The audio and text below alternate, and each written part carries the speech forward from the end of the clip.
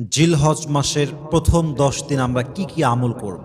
আজকে আমরা অল্প সময়ে জিলহজ মাসের প্রথম 10 দিনের 7টা আমল নিয়ে কথা বলব। বলেন সবাই কয়টা আমল?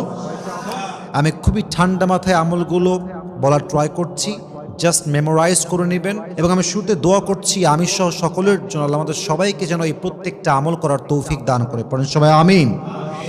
1 নম্বর আমল হচ্ছে জিলহজ মাসের প্রথম 10 দিন আমরা বেশি বেশি তাসবিহ পাঠ করব, তাহমিদ পাঠ করব, তাহলিল পাঠ করব, তাকবীর পাঠ করব।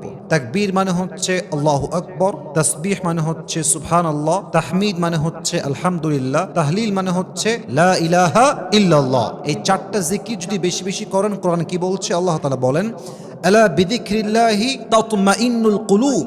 তুমি যদি তোমার মনের শান্তি পেতে চাও, মনের যে সুকুন, if you wanna get the mental peace of your heart, যদি তুমি তোমার মনের প্রশান্তি খুঁজে